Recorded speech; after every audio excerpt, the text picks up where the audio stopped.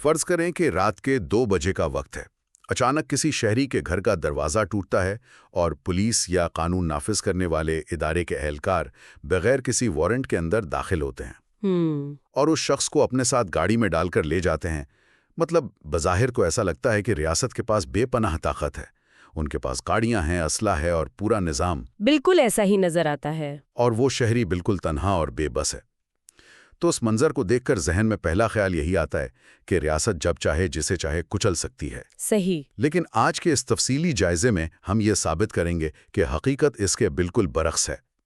ہم نے 1973 کے آئین پاکستان کی مستند PDF اور آئینی ڈھانچے کے مائنڈ میپس کا گہرائی سے مطالعہ کیا ہے، اور ساتھ ہی ہم نے مختلف قانونی تشریحات پر مبنی دستاویزات کو بھی سامنے رکھا ہے۔ جی بالکل۔ تو ہمارا مقصد ان دستاویزات میں موجود اس طاقتور حفاظتی نظام کو سمجھنا ہے جو ایک عام انسان کو ریاست کی اس بظاہر لامحدود طاقت کے خلاف کھڑا کرتا ہے۔ تو آج ہم بنیادی حقوق کے پہلے حصے یعنی آرٹیکلز 8 سے 28 پر بات کریں گے۔ دیکھیں، یہ ایک انتہائی اہم موضوع ہے۔ مطلب جب ہم ریاست اور شہری کے تعلق کی بات کرتے ہیں تو یہ کوئی عام سا معاہدہ نہیں ہے۔ آئین دراصل وہ سب سے بڑا قانون ہے جو ریاست کی طاقت کی حد مقرر کرتا ہے۔ آج ہم آئین کے جس حصے کا تجزیہ کر رہے ہیں، جو آرٹیکلز 8 سے لے کر 28 تک پھیلے ہوئے ہیں، وہ محض کچھ اچھی اور خوشنما تجاویز نہیں ہیں۔ تو پھر یہ کیا ہے؟ یہ وہ فولادی زنجیریں ہیں جو ریاست کی طاقت کو قابو میں رکھتی ہیں۔ یعنی اگر یہ حقوق نہ ہوں تو ریاست اور ایک آمرانہ نظام میں کوئی فرق نہیں رہ جاتا۔ تو اس کا مطلب ہے کہ ہم یہاں کسی رعایت کی بات نہیں کر رہے، بلکہ یہ وہ ستون ہیں جن پر پورے ملک کے قانونی نظام کی عمارت کھڑی ہے۔ جی بالکل۔ ان ذرائع کا مطالعہ کرتے ہوئے جو سب سے پہلی اور طاقتور بات سامنے آتی ہے وہ ان حقوق کی بالادستی ہے۔ اس حوالے سے آئین کا آرٹیکل 8 ایک ایسا اصول طے کرتا ہے جو باقی تمام باتوں کی بنیاد بنتا ہے۔ صحیح۔ یہ آرٹیکل سیدھے الفاظ میں کہتا ہے کہ کوئی بھی ایسا قانون جو ان بنیادی حقوق سے متصادم ہو وہ کالا دم ہوگا۔ اس آرٹیکل کی اہمیت کو سمجھنا بہت ضروری ہے۔ قانونی اصطلاح میں اسے وائڈ یا کالا دم قرار دینا کہتے ہیں۔ یعنی وہ قانون ختم ہو جائے گا؟ جی بالکل ختم ہو جائے گا۔ آرٹیکل 8 ریاست کے تینوں ستونوں مقننہ، انتظامیہ اور عدلیہ کو ایک بڑا واضح پیغام دیتا ہے۔ اچھا۔ یہ بتاتا ہے کہ پارلیمنٹ جس کے پاس قانون بنانے کا اختیار ہے وہ بھی ان حقوق کو ختم نہیں کر سکتی۔ وہ کوئی ایسا بل پاس نہیں کر سکتے یا کوئی ایسا صدارتی آرڈیننس جاری نہیں کیا جا سکتا جو کسی شہری سے اس کی آزادی چھین لے۔ ارے واہ! جی، اگر پارلیمنٹ میں بیٹھے نمائندے متفقہ طور پر بھی کوئی ایسا قانون بنا لیں جو بنیادی حقوق کے خلاف ہو تو آرٹیکل 8 کی بدولت اعلیٰ عدالتیں اس قانون کو غیر آئینی قرار دے کر ردی کی ٹوکری میں پھینک دیں گی۔ مطلب اگر میں اس پیچیدہ قانونی عمل کو ایک روزمرہ زندگی کی مثال سے جوڑنے کی کوشش کروں تو یہ آرٹیکل 8 بالکل ایک طاقتور واٹر فلٹر کی طرح کام کر رہا ہے۔ Water filter? یہ بڑی دلچسپ مثال ہے۔ یا آپ اسے کمپیوٹر کے سب سے مہنگے اینٹی وائرس سسٹم کی طرح سمجھ لیں۔ ذرا تصور کریں کہ پارلیمنٹ ایک فیکٹری ہے جہاں سے نئے نئے قانون بن کر آ رہے ہیں۔ وہ تمام قانون اس اینٹی وائرس سسٹم کے سامنے آتے ہیں۔ جیسے ہی کوئی قانون اس سسٹم سے گزرنے لگتا ہے، آرٹیکل 8 اسے سکین کرتا ہے۔ صحیح۔ اگر اس قانون کے اندر شہریوں کے حقوق کو دبانے والا کوئی بھی جز موجود ہو، یعنی کوئی آئینی وائرس ہو، تو یہ فلٹر اسے وہیں دبوچ لیتا ہے اور آگے جانے ہی نہیں دیتا۔ یہ تشبیہ اس عمل کے طریقہ کار کو بہت واضح کر دیتی ہے۔ دیکھیں، وہ قانون جس حد تک بنیادی حقوق سے ٹکراتا ہے وہ اسی حد تک ختم ہو جاتا ہے۔ تو کیا اس سے ریاست کا کام نہیں رک جاتا؟ نہیں، ایسا نہیں ہے کہ ریاست کو قانون سازی سے روکا جا رہا ہے، بلکہ اسے صرف ایک دائرے کے اندر رہنے کا پابند کیا جا رہا ہے۔ یہ اینٹی وائرس اس بات کو یقینی بناتا ہے کہ ریاست کا مجموعی قانونی نظام صحت مند رہے۔ لیکن یہاں ایک بہت بڑا عملی سوال پیدا ہوتا ہے۔ فرض کریں کہ ملک کسی شدید جنگی صورتحال سے گزر رہا ہے یا کوئی ایسی ہنگامی آفت آ گئی ہے جہاں ملک کی سلامتی کو خطرہ ہے اور حکومت کو راتوں رات کوئی سخت ترین قانون نافذ کرنا پڑ جاتا ہے اور وہ قانون ان بنیادی حقوق سے براہ راست ٹکرا رہا ہو، تو کیا تب بھی یہ آرٹیکل 8 کا اینٹی وائرس سختی سے کام کرے گا اور اس ہنگامی قانون کو اڑا دے گا؟ یہ بڑا اہم سوال ہے۔ یا ریاست نے اپنے لیے کوئی ایسا چور دروازہ رکھا ہے جہاں وہ کہہ سکے کہ بھئی ابھی ایمرجنسی ہے، اس فلٹر کو بند کر دو؟ دیکھیں، یہ وہ مخمصہ ہے جس پر دنیا بھر کے آئینی ماہرین بحث کرتے ہیں۔ اس کا جواب یہ ہے کہ آئین ایک حقیقت پسند دستاویز ہے، یہ اندھا نہیں ہے۔ اچھا۔ عام حالات میں آرٹیکل 8 کی بالادستی قطعی اور حتمی ہے۔ کوئی حکومت اپنی نااہلی چھپانے کے لیے بنیادی حقوق سلب نہیں کر سکتی۔ تاہم جن غیر معمولی حالات کا آپ نے ذکر کیا، ان کے لیے آئین کے دوسرے حصوں میں باقاعدہ ایمرجنسی کی شقیں موجود ہیں۔ یعنی فلٹر بائی پاس ہو سکتا ہے؟ جب باضابطہ طور پر ایمرجنسی لگائی جاتی ہے تو کچھ مخصوص بنیادی حقوق کو وقتی طور پر معطل کیا جا سکتا ہے، لیکن اس کی شرط یہ ہے کہ وہ استثناء انتہائی عارضی ہوگا اور اس کا طریقہ کار بھی آئین ہی طے کرے گا۔ صحیح۔ حکومت اپنی مرضی سے صبح اٹھ کر یہ نہیں کہہ سکتی کہ آج سے آرٹیکل 8 لاگو نہیں ہوگا۔ یعنی وہ فلٹر اپنی جگہ موجود رہتا ہے، بس کچھ ہنگامی حالات میں اسے بائی پاس کرنے کا ایک قانونی اور محدود راستہ دیا گیا ہے، جو کہ خود بھی عدالتوں کی نظر میں ہوتا ہے۔ اور جو لوگ امتحانات کی تیاری کر رہے ہیں یا قانون پڑھ رہے ہیں، ان کے لیے یہ ایک الرٹ ہے کہ یہ سب سے اہم اور بنیادی نقطہ تصور کیا جاتا ہے۔ جب بھی اعلیٰ عدالتوں میں کسی قانون کو چیلنج کیا جاتا ہے تو وکیل کی سب سے پہلی دلیل یہی ہوتی ہے کہ مائی لارڈ، یہ قانون آرٹیکل 8 کے تحت کالعدم ہے۔ یہ آرٹیکل دراصل باقی تمام حقوق کی حفاظتی ڈھال ہے۔ تو اب جب کہ ہم نے یہ سمجھ لیا ہے کہ ریاست کوئی بھی قانون اس فلٹر سے گزارے بغیر نہیں بنا سکتی، تو سوال یہ پیدا ہوتا ہے کہ اس ڈھال کے پیچھے موجود وہ پہلا حق کون سا ہے جو ایک فرد کے وجود کو محفوظ بناتا ہے؟ جی، جب ریاست کی طاقت کو لگام ڈل گئی تو اس کا براہ راست اثر فرد کی زندگی پر کیسے پڑے گا؟ یہ ہمیں سیدھا آرٹیکل 9 کے تصور کی طرف لے جاتا ہے، جو فرد کی سلامتی اور تحفظ پر بات کرتا ہے۔ دیکھیں، آرٹیکل 9 انسانی حقوق کی تاریخ کا سب سے بنیادی اور طاقتور اصول ہے۔ اس کی عبارت بہت مختصر لیکن انتہائی جامع ہے۔ وہ کیا ہے؟ یہ ضمانت دیتا ہے کہ کسی بھی شخص کو اس کی زندگی یا آزادی سے محروم نہیں کیا جائے گا سوائے قانون کے مطابق۔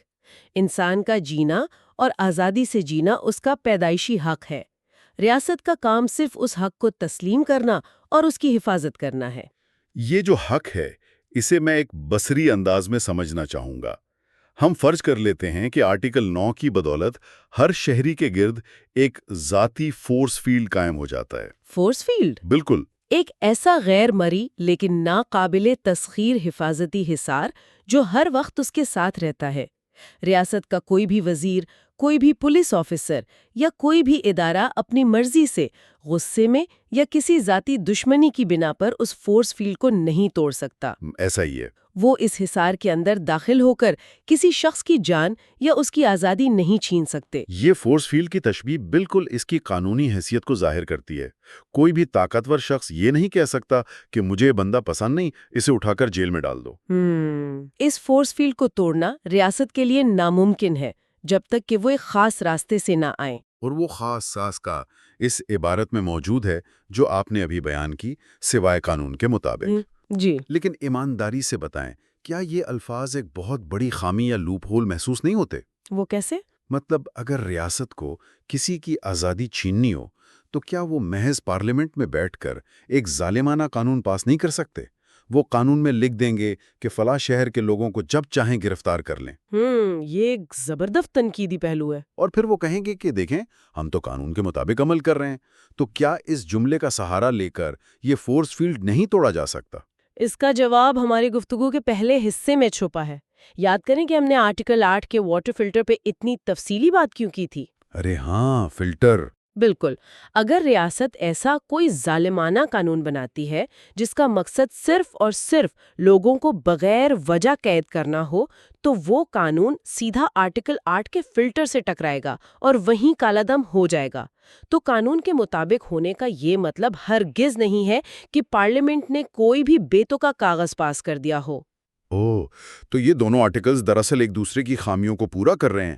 یہ تو پورا ایک مربوط نظام ہے۔ بالکل، یہ ایک پورا فریم ورک ہے۔ یہاں قانون سے مراد ایک ایسا قانون ہے جو آئین کے دیگر تقاضوں پر پورا اترتا ہو۔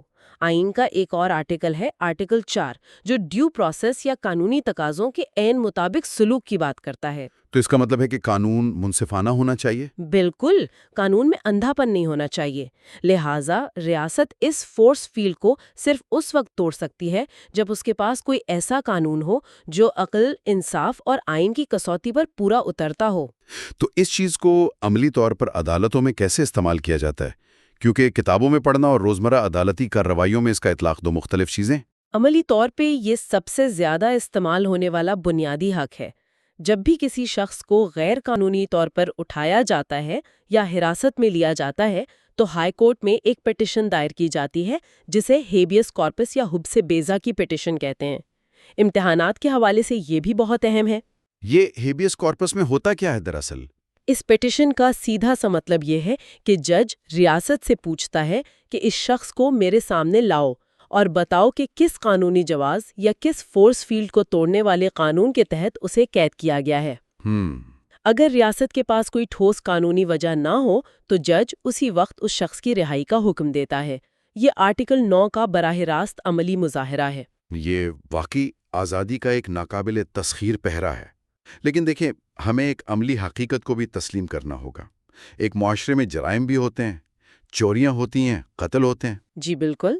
ایسی صورتحال میں ریاست کے لیے ضروری ہو جاتا ہے کہ وہ مجرموں کو پکڑے اور انہیں گرفتار کرے۔ تو جب کسی شہری کو باقاعدہ قانونی طریقے سے گرفتار کر لیا جائے تو کیا اس کا وہ آئینی فورس فیلڈ مکمل طور پر غائب ہو جاتا ہے؟ اچھا سوال ہے۔ کیا گرفتاری کے بعد وہ شخص ریاست کے رحم و کرم پر آ جاتا ہے اور اس کے سارے حقوق ختم ہو جاتے ہیں؟ یہیں پر آئین کا ایک اور شاہکار سامنے آتا ہے۔ آئین کا حسن یہ ہے کہ یہ گرفتاری کے بعد بھی شہری کو لاوارث نہیں چھوڑتا۔ یعنی حقوق تب بھی رہتے ہیں؟ جی، جیسے ہی آرٹیکل 9 کے تحت آزادی سلب ہوتی ہے، فوراً ہی آرٹیکل 10 متحرک ہو جاتا ہے۔ آرٹیکل 10 گرفتاری اور حراست کی صورت میں نئے تحفظات فراہم کرتا ہے۔ وہ تحفظات کیا ہیں؟ اس کے تحت جب کسی کو پکڑا جاتا ہے تو ریاست پر کچھ پابندیاں عائد ہو جاتی ہیں۔ پہلی یہ کہ اس شخص کو فوری طور پر گرفتاری کی وجوہات بتانا لازمی ہے کہ اسے کیوں ہتھکڑی لگائی گئی ہے۔ دوسری یہ کہ اسے اپنی مرضی کے وکیل سے مشورہ کرنے کا پورا حق حاصل ہے۔ صحیح۔ اور تیسری جو سب سے اہم شک ہے وہ یہ کہ گرفتار شدہ شخص کو 24 گھنٹے کے اندر اندر کسی میجسٹریٹ کے سامنے پیش کرنا لازمی ہے۔ واہ، یہ 24 گھنٹے والی شرط تو بالکل ایک ٹک ٹک کرتی الٹی گنتی کی گھڑی کی طرح محسوس ہوتی ہے۔ بالکل کاؤنٹ ڈاؤن کلاک ہے۔ اس کی تصویر کشی یوں کی جا سکتی ہے کہ جیسے ہی کسی پولیس آفیسر نے کسی شہری کی کلائی پر ہتھکڑی لگائی، اسی لمحے اس آفیسر کے سر پر ایک 24 گھنٹے کا الٹی گنتی کا ٹائمر شروع ہو گیا۔ ٹک ٹک ٹک۔ بہت خوبصورت مثال ہے۔ اب پولیس اس شخص کو پکڑ کر کسی خفیہ اندھیری کوٹری میں کئی دنوں تک غائب نہیں کر سکتی۔ انہیں ہر صورت اس گھڑی کے الارم بجنے سے پہلے ایک غیر جانبدار جج کے سامنے پیش ہو کر بتانا ہوگا کہ انہوں نے یہ گرفتاری کیوں کی ہے۔ یہ تشبیہ اس قانون کے پیچھے چھپے نفسیاتی اور قانونی دباؤ کو بہترین انداز میں بیان کرتی ہے۔ اس 24 گھنٹے کی حد کا بنیادی مقصد نظام عدل کو شفاف رکھنا ہے۔ کیونکہ میجسٹریٹ تو پولیس کا حصہ نہیں ہوتا نا۔ بالکل، مجسٹریٹ عدلیہ کا حصہ ہے، وہ پولیس کے ماتحت نہیں ہے۔ وہ دیکھے گا کہ کیا یہ گرفتاری واقعی قانون کے مطابق ہوئی ہے یا محض کسی کو تنگ کرنے کے لیے۔ اگر پولیس کے پاس کوئی جواز نہ ہو تو مجسٹریٹ اس شخص کو وہیں سے رہا کر سکتا ہے۔ یہ تو بہت زبردست بات ہے۔ جی، یہ خفیہ حراستوں اور جبری گمشدگیوں کو روکنے کا سب سے بڑا آئینی ہتھیار۔ لیکن اس میں ایک عملی الجھن سامنے آتی ہے۔ پاکستان ایک بہت بڑا ملک ہے۔ فرض کریں ایک گرفتاری بلوچستان کی کسی دور دراز علاقے میں ہوتی ہے یا گلگت کے پہاڑوں پر۔ وہاں سے ضلعی عدالت تک پہنچنے کا سفر ہی 2 دن کا ہو سکتا ہے۔ اگر پولیس 24 گھنٹے کے ٹائمر میں پھنس جائے تو وہ تو سفر کے دوران ہی قانون کی خلاف ورزی کی مرتکب ہو جائے گی۔ کیا آئین اس عملی دشواری کو نظر انداز کرتا ہے؟ نہیں، آئین بنانے والے اس زمینی حقیقت سے واقف تھے، اسی لیے آرٹیکل 10 میں بڑی واضح صراحت موجود ہے کہ اس 24 گھنٹے کی گنتی میں گرفتاری کی جگہ سے مجسٹریٹ کی عدالت تک کے سفر کا جو لازمی اور ضروری وقت ہے اسے نکال دیا جائے گا۔ کو یقینی بنانا ہے۔ ٹائمر اس وقت رک جاتا ہے جب وہ سفر میں ہوتے ہیں، لیکن اس کا مطلب یہ نہیں کہ وہ سفر کا بہانہ بنا کر کسی کو ہفتوں غائب رکھیں۔ انہیں ثابت کرنا ہوگا کہ اتنا وقت کیوں لگا۔ چلیں میں یہاں ایک بہت سخت سوال اٹھانا چاہوں گا۔ ہم نے بنیادی حقوق، فورس فیلڈ اور 24 گھنٹے کی گھڑی کی بات کر لی، جی، لیکن ہم اسی آئین اور اسی ملک میں پریونٹیو ڈیٹینشن یعنی حفاظتی حراست کا لفظ بھی سنتے ہیں، جس کے تحت بظاہر ریاست کسی کو بغیر کوئی جرم ثابت کیے، بغیر 24 گھنٹے مجسٹریٹ کے سامنے پیش کیے مہینوں تک قید کر سکتی ہے۔ کیا یہ آئین کے اندر موجود ایک ایسا بہت بڑا خلا نہیں ہے جو ان تمام حفاظتی اقدامات کو بے معنی کر دیتا ہے؟ یہ تو ایسا لگتا ہے کہ ریاست نے ایک ہاتھ سے حق دیا اور دوسرے ہاتھ سے واپس لے لیا۔ دیکھیں، یہ ایک انتہائی تلخ لیکن حقیقت پسندانہ سوال ہے اور قانونی حلقوں میں اس پر شدید بحث ہوتی ہے۔ یہ درست ہے کہ آرٹیکل 10 کا دوسرا حصہ حفاظتی حراست سے متعلق ہے۔ تو یہ کیسے کام کرتا ہے؟ یہ ریاست کو اجازت دیتا ہے کہ اگر کوئی شخص ملکی سلامتی، دفاع یا امن عامہ کے لیے خطرہ بن رہا ہو تو اسے جرم کرنے سے پہلے ہی روکا جا سکے اور حراست میں رکھا جا سکے۔ یہ عام فوجداری قانون سے الگ چیز ہے۔ تو پھر تو ریاست جس کو چاہے سلامتی کے نام پر اٹھا کر مہینوں غائب کر دے، اس میں مجسٹریٹ والی گھڑی تو کام نہیں کر رہی۔ یہاں چیزیں تھوڑی مختلف ہوتی ہیں۔ یہ کوئی بے لگام طاقت نہیں ہے۔ آئین نے اس پریونٹیو ڈیٹینشن پر بھی سخت چیک اینڈ بیلنس رکھا ہے۔ اول تو یہ کہ ایسی حراست ایک مخصوص مدت سے زیادہ نہیں ہو سکتی، اور اگر اس مدت کو بڑھانا ہو تو اگر ریاست کو اس مدت میں توسیع کرنی ہے تو کیس ایک ریویو بورڈ کے سامنے جاتا ہے۔ اس بورڈ میں اعلیٰ عدالتوں کے جج صاحبان شامل ہوتے ہیں۔ ریاست کو ان ججوں کو خفیہ ثبوت دکھانے پڑتے ہیں کہ اس شخص کو رکھنا کیوں ضروری ہے۔ اگر ریویو بورڈ مطمئن نہ ہو تو وہ حراست وہیں ختم ہو جاتی ہے۔ بے شک یہ شک متنازع سمجھی جاتی ہے اور شہری آزادیوں کے کارکن اس پر تنقید کرتے ہیں، لیکن آئینی ڈھانچے کے مطابق ریاست کو یہ محدود طاقت ملکی بقا کے لیے دی گئی ہے۔ تو عام جرائم میں اس کا کوئی کام نہیں ہے؟ بالکل نہیں۔ عام جرائم میں یہ شک استعمال نہیں ہو سکتی، وہاں وہ 24 گھنٹے والی گھڑی ہی چلے گی۔ چلے ہم نے اس پورے سفر کو ایک ترتیب سے دیکھا۔ آرٹیکل 8 نے قوانین کو فلٹر کیا، آرٹیکل 9 نے شہری کی آزادی کا فورس فیلڈ بنایا، بالکل، اور پھر جب کوئی مجبوری آ گئی تو آرٹیکل 10 نے گرفتاری کی صورت میں وہ ٹک ٹک کرتی گھڑی چلا دی تاکہ بندہ جلد سے جلد عدالت پہنچ جائے۔ صحیح۔ اب تصور کریں کہ وہ شخص عدالت پہنچ گیا ہے، جج کے سامنے کھڑا ہے، تو کیا کہانی یہاں آ کر ختم ہو جاتی ہے؟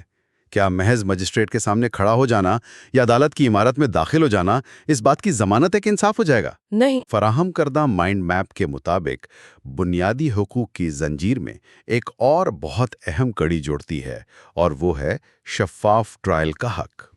یہ اس سارے قانونی عمل کی جان ہے۔ آرٹیکل 10 اور اس کے ساتھ ہی ایک اور شق آرٹیکل 10A، جو کہ آئین میں بعد میں 18ویں ترمیم کے ذریعے باقاعدہ ایک الگ حق کے طور پر شامل کی گئی تھی۔ یہ اس بات پر زور دیتی ہے کہ محض نظام سے گزرنا کافی نہیں ہے۔ جس عدالتی کارروائی یا مقدمے کا اس شہری کو سامنا ہے وہ ہر لحاظ سے غیر جانبدارانہ، کھلی اور منصفانہ ہونی چاہیے۔ اسے قانونی زبان میں فیئر ٹرائل اور ڈیو پروسیس کہا جاتا ہے۔ تو شفاف ٹرائل کی ضرورت کو میں ایک کھیل کی مثال سے سمجھانے کی کوشش کرتا ہوں۔ فرض کریں کہ آپ فٹ بال کا ایک بڑا میچ کھیل رہے ہیں۔ میدان کے قواعد و ضوابط بالکل ٹھیک ہیں، دونوں ٹیمیں موجود ہیں، تماشائی بیٹھے ہیں۔ اچھا۔ بظاہر سب کچھ اصولوں کے مطابق ہو رہا ہے، لیکن میچ شروع ہونے سے پہلے ہی جو اس میچ کا ریفری ہے وہ مخالف ٹیم سے رشوت لے چکا ہو۔ ارے پھر تو میچ کا کوئی فائدہ ہی نہیں۔ بالکل، اب آپ جتنی مرضی اچھی کارکردگی دکھائیں، وہ ریفری ہر فیصلہ آپ کے خلاف ہی دے گا۔ تو کیا اس صورتحال میں اس میچ کو منصفانہ کہا جا سکتا ہے؟ ہرگز نہیں۔ تو شفاف ٹرائل دراصل اس بات کی آئینی گارنٹی ہے کہ انصاف کی ترازو میں پہلے سے کوئی خفیہ وزن نہیں رکھا گیا ہوگا۔ عدالت کا ریفری بالکل غیر جانبدار ہوگا، اسے نہ کسی کا دباؤ ہوگا اور نہ کوئی لالچ، اسے صرف شواہد کی بنیاد پر فیصلہ کرنا ہے۔ یہ مثال اس تصور کو بالکل کھول کر رکھ دیتی ہے۔